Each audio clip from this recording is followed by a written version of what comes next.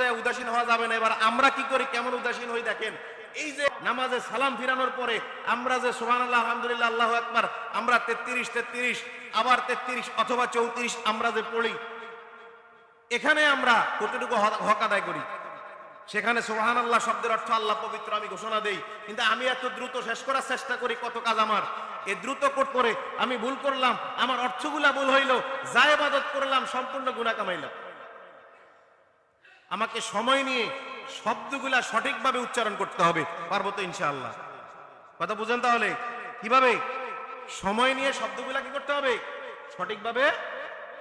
নামাজে আমরা রুকুর তাসবিহ পড়ি সুবহান রাব্বিয়াল আযীম, সিজদার তাসবিহ পড়ি সুবহান রাব্বিয়াল আ'লা। এই যে তাসবিহগুলা, এগুলাও এক ধরনের জিকির, অর্থাৎ পুরো নামাজটাই আমার জন্য জিকির। তো সেখানে যদি আমি তাড়াহুড়ো করি, সূরা কেরাতগুলা, তাসবিহগুলা সবগুলা যদি ঠিকঠাক মতো আদায় না করি, সঠিকভাবে উচ্চারণ না করি, তাড়াহুড়া করার জন্য আমি কি করলাম, নামাজটা শেষ করে দিলাম দ্রুত, আমার নামাজও হইল না, যা সময় কাটাইলাম ফাও। কি কাটাইলাম? তাহলে এখানে আমার গুনাহ হবে কি হবে না? হবে। তাহলে আমাকে কি করতে হবে?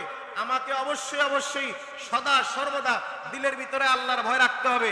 দিলের ভিতরে আল্লাহর ভয় যদি আমার থাকে, আমি যদি আল্লাহর জিকির সবসময় মনের মধ্যে রাখতে পারি, তাহলে আমার দ্বারা কখনো গুনার কাজ হবে না, হারাম কাজ হবে না, বেপরদা হবে না, সুদ খাওয়া হবে না, ঘুষ খাওয়া হবে না, আরেকজনের হক নষ্ট করা হবে না। এমনকি আল্লাহ রাব্বুল আলামিন যে আদেশ দিয়েছেন, এর বাইরে হারাম কোনো কিছু আমার দ্বারা পালন, কথা বলেন, হবে?